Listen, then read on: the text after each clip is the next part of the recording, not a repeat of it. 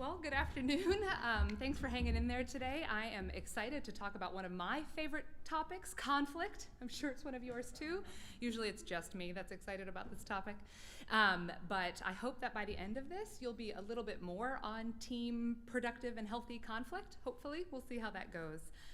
As Matt shared, my background is varied as some of the other speakers today. I was a classically trained musician, and then I taught music theory and foreign languages as a college instructor for a while. Then I did community development and student leader development, which is where I got into conflict coaching and mediation as skills.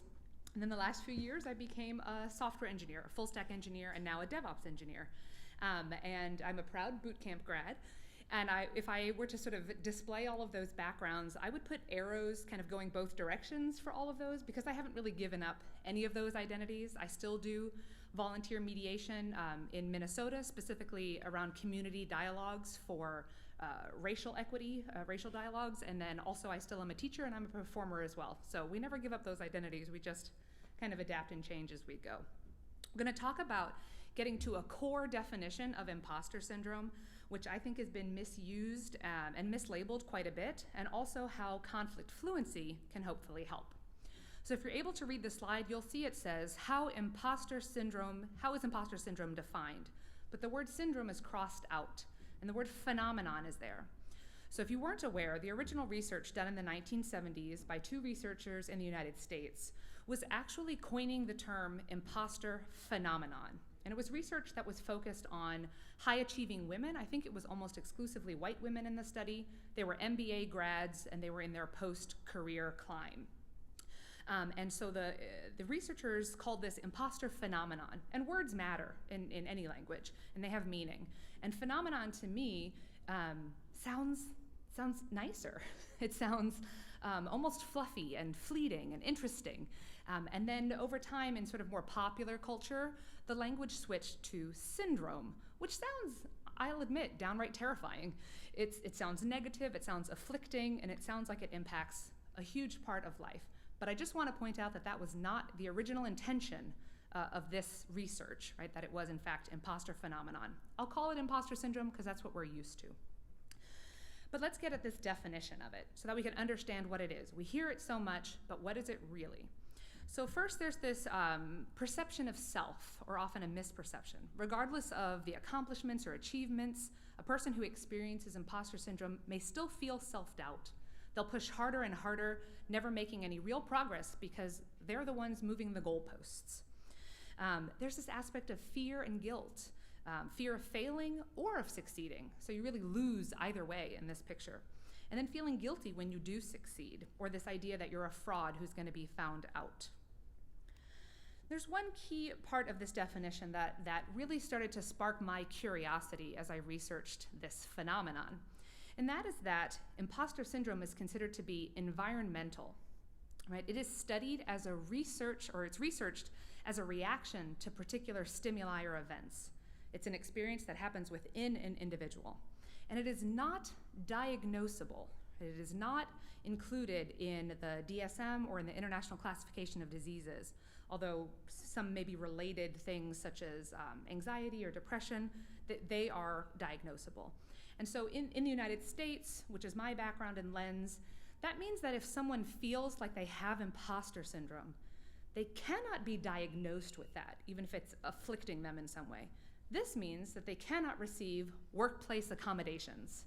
They cannot receive treatment, medical evidence-based research treatment for that, and they cannot access it through healthcare. Again, just in my background, that started to raise some flags for me. So you're telling me there's this thing, it's scary, it's a syndrome, I might get it at any moment, but there's no real help for me, unless, of course, I pay money, right? If I pay money for a self-help book, or for a day-long workshop, or if I watch 1,000 YouTube videos with affiliate links, then I can get some help for this. So again, just for me, it made me a little bit, I'll move into the land of skeptical about this thing. It's a thing, but I can't get any help for it. The other aspect of environmental is that the researchers stated that imposter syndrome usually only occurs in one area of your life. So this means that you can go to the grocery store and you can pick out a tomato with no problem. You know what you want, you can get one, and you're fine.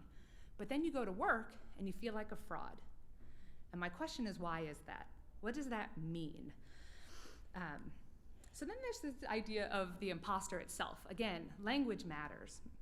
And an imposter inherently is someone who is pretending to be someone else, pretending to look or act or think or talk the way someone else does. And if we're talking about engineering or tech-related fields, that means that in our minds, we have some idea of what an ideal engineer looks like. We have this ideal in our mind. And I would encourage you to think about that. Do you have that vision of what an ideal engineer is? For me, when I did that reflection, I will share that my ideal engineer was middle-aged, male, white, cisgendered, heterosexual, had a beard, rode a bike. Like, these were my ideals, and I know a lot of people that fit that. But then when I look at myself, well, of course I'm an imposter because I do ride a bike, but that's about it. Like I can't ever be that thing. So I really encourage you to think about that, about what this ideal is in your mind, and if someone is an imposter, what that means. Okay? The other thing about being an imposter is it implies that there's one way of being. There's a singular way. And I hope that we can all acknowledge that there is not one singular way of being an engineer. So as you do that exploration, I encourage you to explore that vision of the ideal engineer, and to please make sure that it is a future you. It can only be a future you.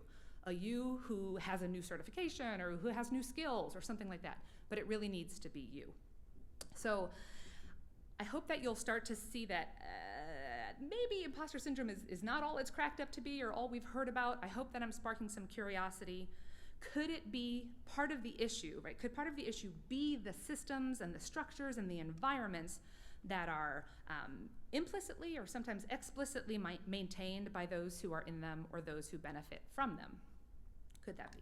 If you feel curious about this, I would encourage you to read and watch things by these talented women, Ruchika Tulshyan, Jodi-Ann Burey. Both have books that came out this year. Cyrilda Summers McGee is a president and CEO of an HR diversity company. In fact, I think Ruchika and Cyrilda are local to the Pacific Northwest. And they are experts in the DEI space. That is not my particular space, but there's a lot of research around the intersection of imposter syndrome and issues around diversity, equity, and inclusion. I take a conflict fluency lens, but I encourage you to read more about that if it interests you. We are going to look a little bit at a quote from Ruchika Tulshyan and Jodi-Ann Burey's article in the Harvard Business Review called "Stop Telling Women They Have Imposter Syndrome." This article came out a little bit over a year ago. It was a really powerful one for me and for many others. Here's the quote, and I'll read it. "The impact of systemic racism, classism, xenophobia, and other biases was categorically absent when the concept of imposter syndrome was developed. Many groups were excluded from this study, namely women of color and people of various income levels, genders, and professional backgrounds. Imposter syndrome puts the blame on individuals without accounting for the historical and cultural contexts that are foundational to how it manifests. Imposter syndrome directs our view toward fixing women at work instead of fixing the places where women work." Now, this has a women-focused lens. That's the name of the article. Yes, thank you. Yes, thank you for that. I agree. So this was a very powerful quote for me. I think it could apply to anyone who's feeling this, but I have particularly strong feelings about how women or women-identifying people have been sort of fed this idea that they have imposter syndrome, even if they don't think they do. So in that vein, we're going to play a game. And this is my friend LaShawn.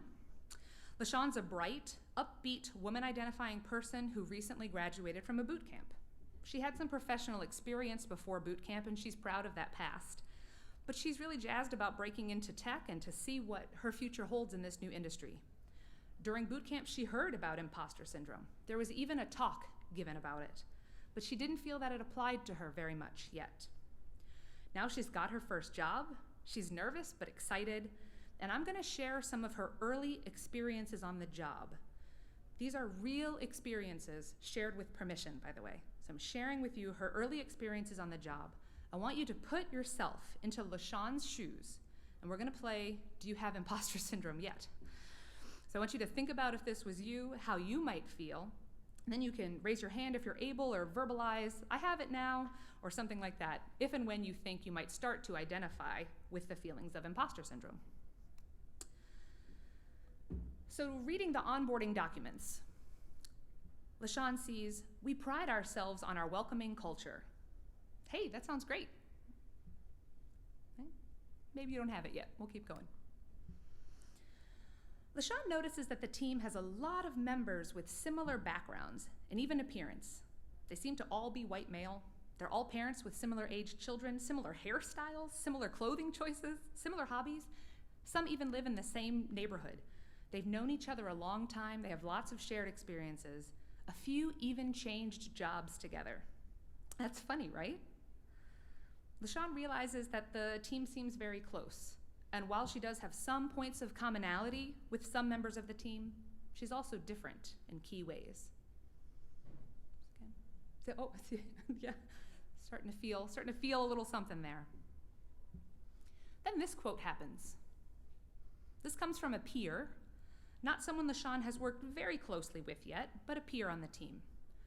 You are really smart, much smarter than I thought. Yeah, a couple more hands coming up with that one. Oh, it gets better.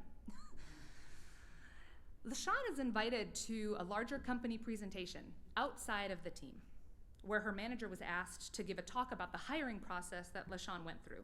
She learns at this presentation that the team did outreach to some specific groups to get the job posting out more broadly, and that the hiring process was changed to be seemingly more inclusive for applicants. The team, and the manager specifically, are praised for this new approach, which brought, air quotes, a diverse hire onto the team. She was not invited to speak or contribute to the presentation in any way, though she was called out by name during the presentation as a product of their new and improved hiring process. I saw double hands, yes, double hands going up. Okay, there are more.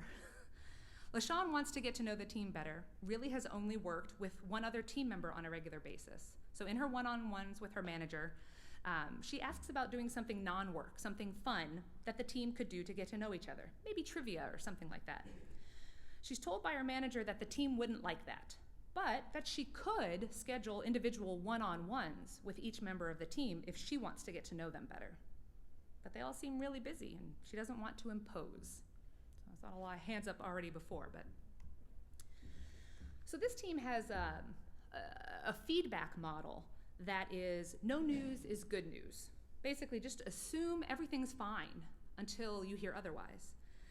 And LaShawn thinks, okay, I can roll with that. Well, at least for a while, she thinks that. But what do you think happens when she finally does get some constructive feedback? And she begins to dread getting any feedback because it's going to inherently be negative feedback. And without any context on what she's doing well or what she's not doing well or what she should do more of or less of, she's really working in a void without any guidance. So she starts to overwork. She starts to try to be perfect just to avoid the negative feedback that she is sure will come.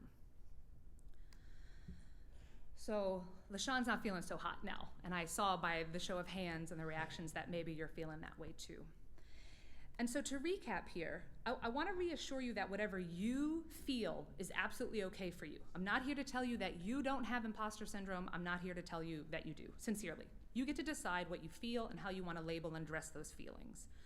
My goal is to plant a seed for all of us that it might be possible that imposter syndrome is less within a person, but more because of systems and structures and dynamics of best practices, or this is how we've always done it, that were perhaps not thoughtfully designed in the first place, or at least not regularly and intentionally revisited and adapted as new people were brought into the team, right? Every company has a goal of high-performing diverse teams, but that comes with the responsibility to also make sure that we're adjusting and adapting that culture. Otherwise, we run the risk of alienating, excluding people who come into that space. So what are we going to do about it? So if you're on board with me this far, what can we do? And this is where we get to my jam, what I really love talking about, which is conflict fluency. And how could conflict fluency help us create more inclusive environments and specifically ones that do not contribute to feelings of imposter syndrome, or at least hopefully. So we wouldn't go diving in the ocean, though, without training, tools, practice, learning, and so we're not going to do the same thing here. We're going to learn about conflict the same way, and we're going to practice. So I want to talk a little bit about the image. I'll describe what's here for accessibility. There is an image with two panels. The top panel has a banner that says, "Who wants change?" And there are all sorts of hands visible in that, right? Lots of people seeming to say, "I want change." And then the panel underneath, the banner now says, "Who wants to change?" And there are no hands visible in that picture. In fact, there are some squiggly, squirrely lines and arrows that indicate that those hands came down very, very quickly. And I think we can relate to this, right? I think everybody wants to see change, but when it comes to actually doing that work, it's maybe we're less enthusiastic. Let's put it that way. It's possible. So quickly, conflict fluency is not conflict management, right? We're not in charge of it. It's delusional to think that we are. It's also not conflict resolution. These are both older terms in the field of conflict study. We don't say conflict resolution as much because the truth is you might not really resolve anything. Okay, there are some things that are too complex, or there are polarities that just won't be resolved. So those are not our goals. It's also not negotiation. It's not, well, I'll do it if you do it first, or I'll back off a little if you back off a little. Okay, that's also not how this works. Conflict fluency is knowing yourself, understanding how we show up in conflict, what's our conflict style, what does that mean for how we navigate conflict, building up conflict tolerance. This is something I love to talk about. I come from a high conflict tolerance family, a spicy Italian family, and I'm happy to share some of that experience with others. But the more you do it, the easier it gets, hopefully, but the more you do it. Accepting that it actually is a skill. It's a skill to be learned, not something that you're born with, not something immutable. You can learn it, you can practice, you can develop. It's that classic growth mindset approach, right? And then I've added these last two since working in tech. And I hope that they're words near and dear to all our hearts. But I think that conflict fluency is iterative and incremental. And I'm going to take a step back and talk about when we're approaching technical problems, when we hit a technical blocker, right? We have this issue that's facing us, and we're great at sort of tearing it apart, taking little bits, working on them, documenting what we tried and what we didn't try. We bring in other people, we bring in resources, and we work to break things down until we can move through.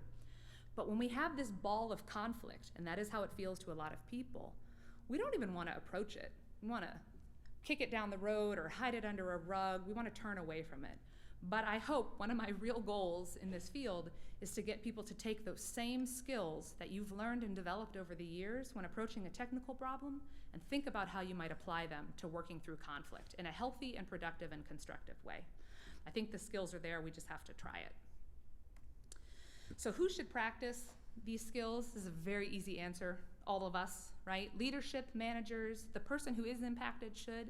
But I have a special asterisk here in my mind for peers and colleagues, right? For people who are around in the environment, for people who consider themselves allies or accomplices, or the term that I like is active bystanders, people who are alert and engaged, who see what's going on and can act.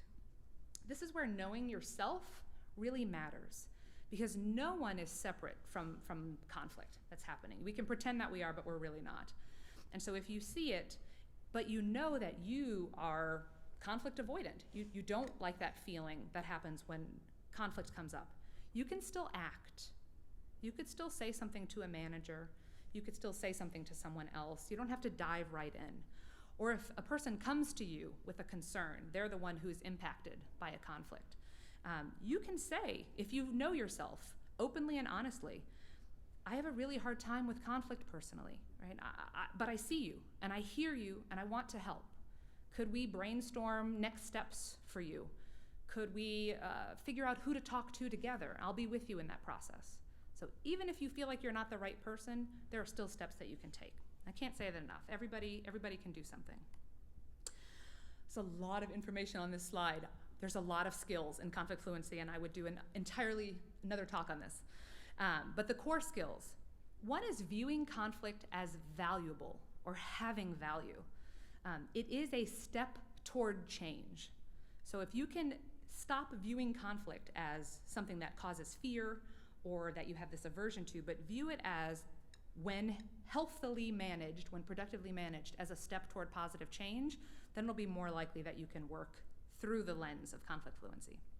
You want to navigate conflict in a constructive versus a destructive way, be intentional and effective, and then understanding how you show up, what are your boundaries, what do you want to maintain, and that your reactions and your feelings, what you feel in your body physiologically, a lot of us have that fight or flight reaction. We have the heart palpitations and the sweatiness.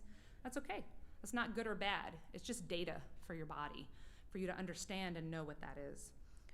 Making sure that you're seeking to understand the other party instead of just trying to win, seeking to connect and ideally maintain relationships. This is a big part of mediation.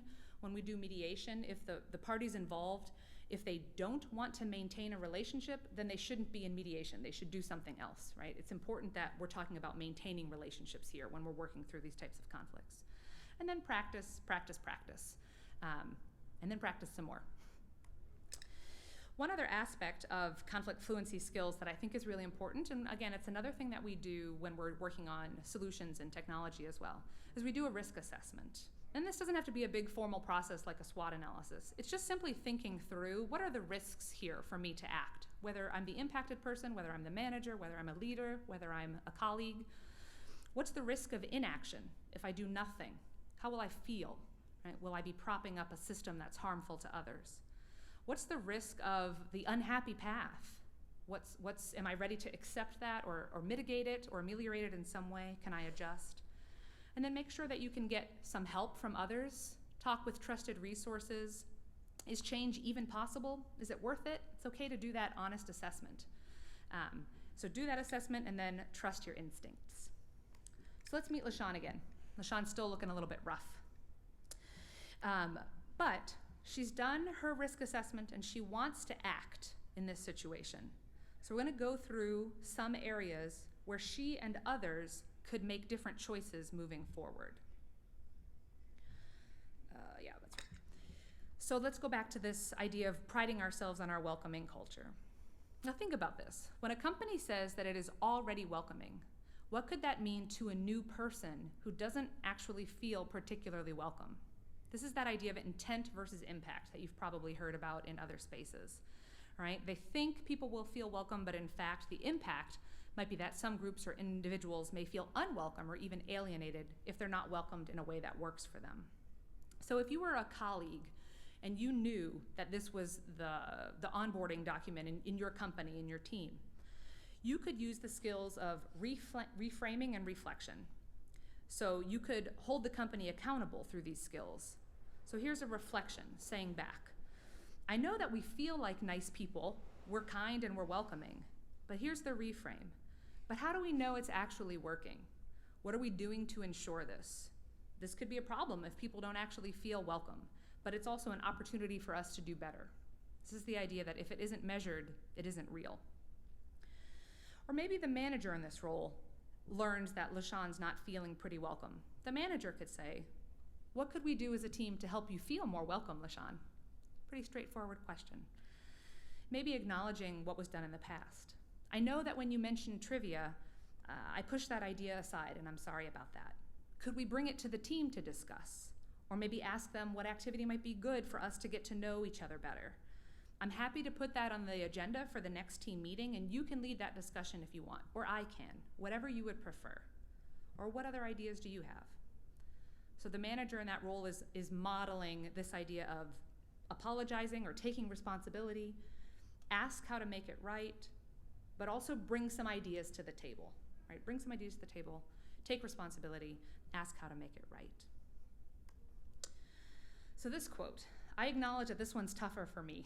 I am a kind of a sassy person, and I would have a tough time with this one.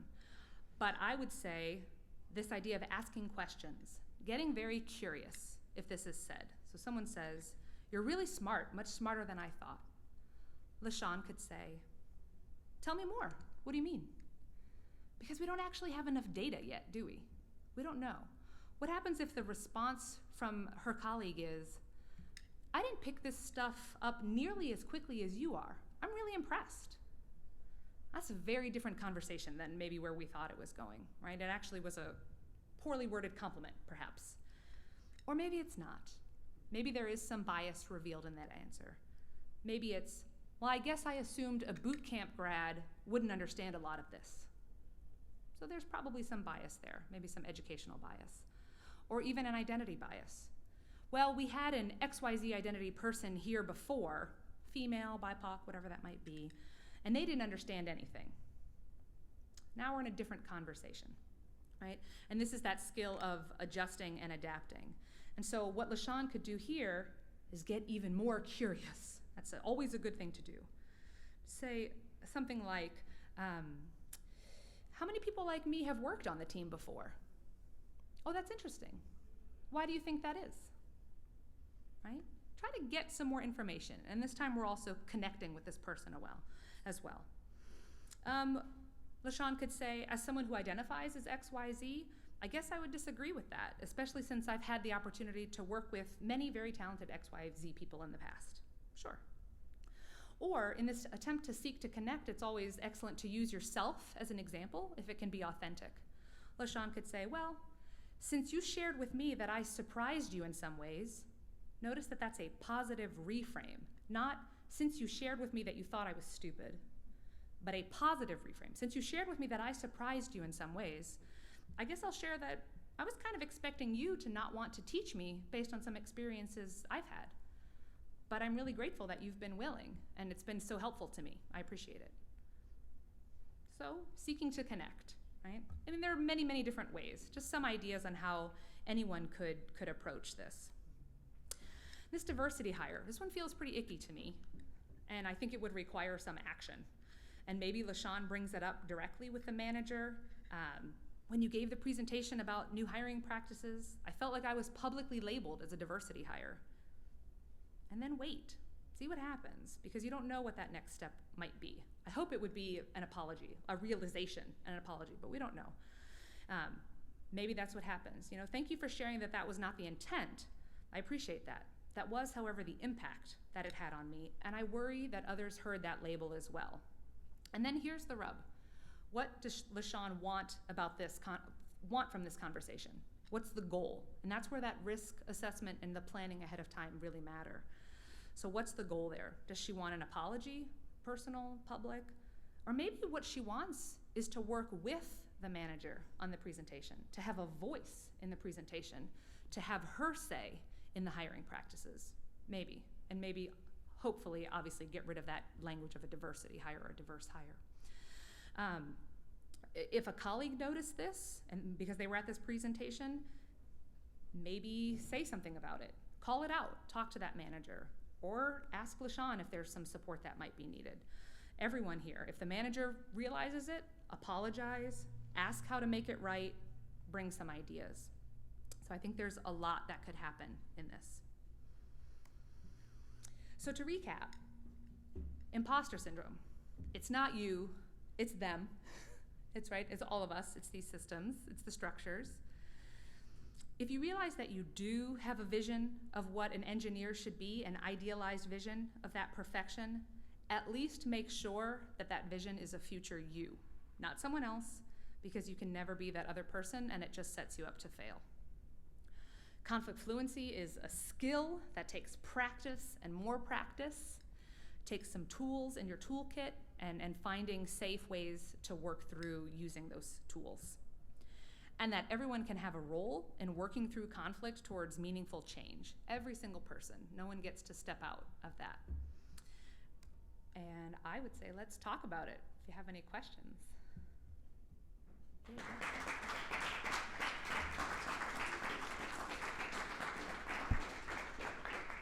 And it's okay if they're hard questions. I like that.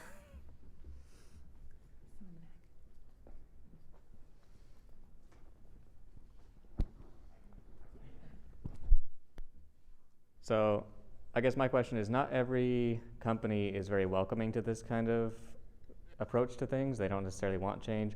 Is there a way to try to find out who your allies are to kind of bring about these changes, or to look for red flags that it may not be worth the effort? Yeah, that's a great thing. You have a lot in that question, right? You mentioned that sort of risk assessment. Is it worth the effort? And I had asked Erin earlier, that was actually my question to Erin, is what if you do this work and your space is not so welcoming? So my approach is a little bit different, because I think that we should all go for it. Like, you know, it's those hands, right? We have to get them back up in the air. I will say for me, on my journey, I've worked in a couple of different tech roles now, is that I have gotten, what is the right diplomatic language? Assertive in the interview process. Assertive about my expectations for culture. Not to be brash or harsh, but to be clear about who I am and be clear about where I am going to be comfortable. And then paying very close attention to the reactions that I get. And if I don't get the job, like, great. I mean, I'm sorry to say that, right? I don't mean that flippantly, but I would much rather know in the interview process that this is not a good fit. I hope that's helpful. I know people aren't always looking, but on the other flip side, if you have been at a company a very long time and you're just now coming to awareness that there's a culture problem, I think you are in fact the best person with your seniority and your experience and your relationships there to try to affect change, to try to seek out, you know, who's using inclusive language, or who seems more interested in these type of topics. Who can you have a real heart-to-heart with? Who are your trusted resources? And maybe start to build that network. So I would say, if you're at the beginning, be strong in that interview and interviewing the company and the team. And then if you're already there, use and leverage those existing relationships. Thought question here, yeah. Yeah, thank you so much for this talk. I can see how conflict fluency can be really valuable when the imposter syndrome is kind of like externally like pushed onto the person, even though they don't intrinsically start out feeling that imposter syndrome. But I've heard of a lot of folks, like, frankly, I'm just gonna say this really bluntly, like white men starting new positions and feeling imposter syndrome. And so is conflict fluency relevant in their experience at all? That's a good question. I think it's always relevant, because I think it's just something we don't have enough of. I will, in my very direct way, say that I don't actually buy into imposter syndrome. And I only say that for me.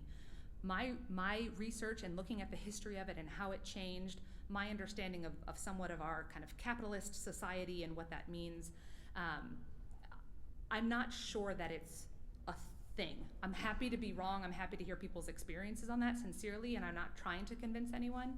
But I wonder how much of that is, actually even going back to Kat's presentation first thing in the morning, where we don't give context to people, right, in tech. Like, we just don't. We use a lot of acronyms and jargon, and we expect people to learn it on their own. You know, I had to learn it on my own for 10 years in the job, and you're gonna have to as well. We really don't, in my experience, we don't really work hard to make things accessible for people who are new to the industry, regardless of identity. And so I think there's some of that. I also think it's okay to normalize failure and fear. I really think failure and fear are important and valuable emotions for us, but we have this expectation that we should be perfect. But if your team models that, you know, we're gonna make mistakes, and that's okay, we learn from them. You know, I have a mentor in the industry who twice broke production for a large national retailer, and has shared, he happens to identify as a white male, and he said, my production breaks were more than 3 times my salary each time. Like, I cost the company more than 3 times my salary. And the only outcome of that was we made it harder to break production.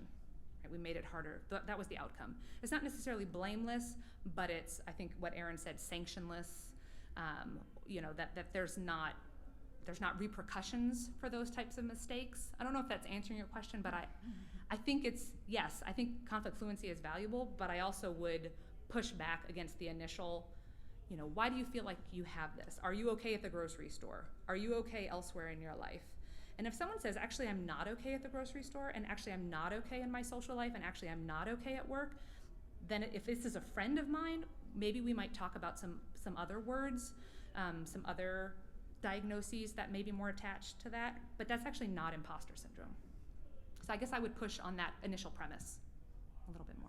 But it's a fair question. Any others? I think we're good. Thank you so much. I appreciate it.